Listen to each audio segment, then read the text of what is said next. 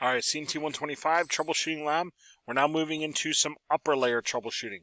So upper layer, we're thinking upper layer protocols like our SSH, Telnet, HTTP, DNS, that sort of thing. So on my VLAN 10 PC, I'm going to take the PC I'm using now. I'm making sure it's in a VLAN 10 port, which it is. It's in VLAN 1. I'm going to make sure it does actually have an IP address from there. So let's do an IP config on this guy. And does he... I think he does.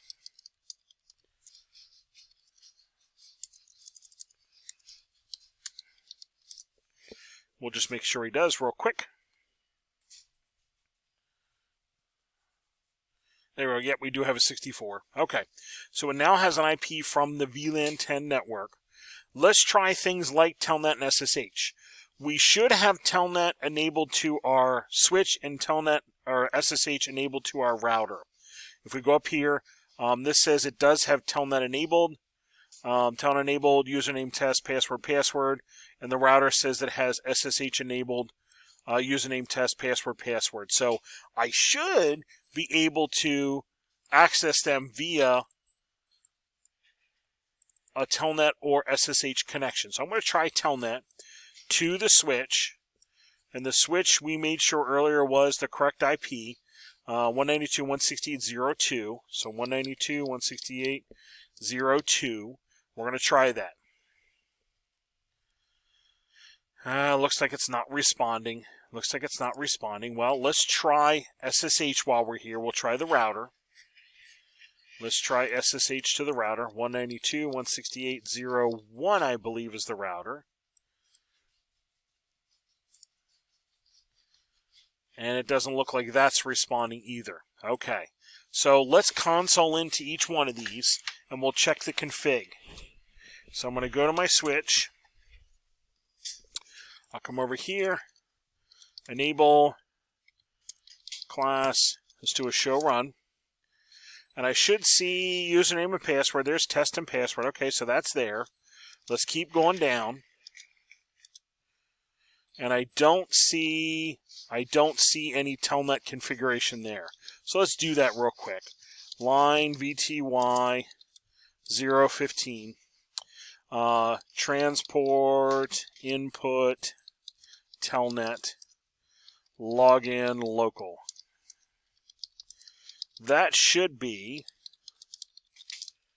what it's looking for. So I will try this real quick. I'll try this PC to Telnet 192.168.0.2. And bada bing, bada boom, there we go. Oops, actually, no, the password is not that. So let me do username test. There we go, password. That would be it. So now I actually have a Telnet connection there. So as we move to upper layer, we might need to be looking at that configuration on that device to troubleshoot what's going on there. So there's my Telnet fixed. Again, I'll do a copy run start on my switch here. Save that. I'm going to move to the router. And I'm going to do the same kind of thing. Since we did not have luck on SSH connection, I'm going to work my way down through here too. And I'm going to look to see, is there a username account created? There it is. There's username and password. I'm going to keep going down here under my virtual terminals.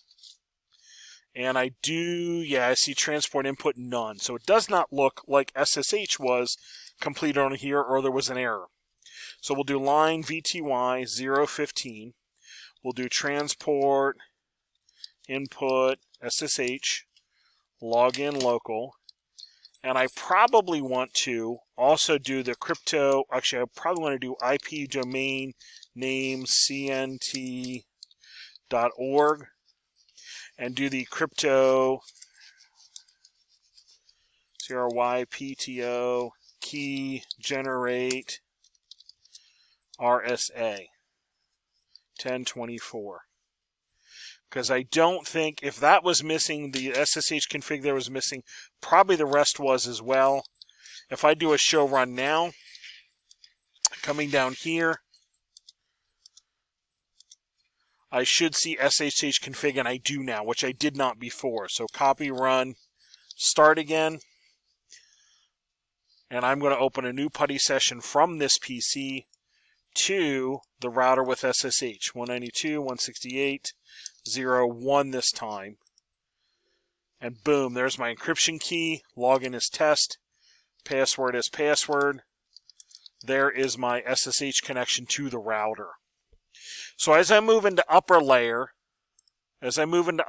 configuration, I might need to actually check the device itself in that particular protocol. Has that been configured or allowed, if you will? So now I did the test here for VLAN 10, and then for VLAN 30, I'll move over there and do the same thing. Now that I noticed that the router was not functioning, I'll move this over to port 22. That's what we've been using, so I'll use port 22. That's my VLAN 30.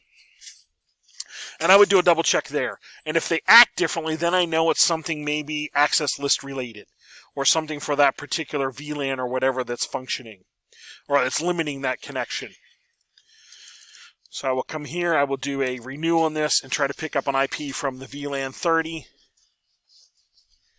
I gotta wait for the port to settle, and then it should pick up an IP from there. And I would do the double check on this network as well. So right now I'm just waiting for the VLAN 30 to settle. And I should be getting some kind of 192, and I am. So then I could come in here and also do the telnet 192.168.0.2 to the switch. And I now am noticing that it's denied. Well, remember the access list we had on here. The access list on here is actually filtering and denying the telnet. Okay, so let's try SSH. Again, my access list should probably be filtering this. That's what it said it was supposed to. 192.168.0.1. We'll try, and I'm not succeeding, so it looks like my access list is filtering it like it should. But I should have still my browser access to place like, Hack or whatever. Here's Google. We'll go back here to Google. Here's Hack. Okay, so I still don't, I have no issues with browsing or DNS or anything, which is good. But I did notice that Telnet and SSH is filtered. So my wireless access list looks like it's functioning as it should. There is some of my upper level troubleshooting. That's the kind of things we're looking for. All right, what I'll do at this point is I'm going to save the working switch config and the working router config for submission to D2L. So I will log back into, here's my router. I will save this config for submission to D2L, and I'll log back into the switch and save that configuration for submission to D2L. And that'll show proof of getting everything functioning in portion 1 of your lab.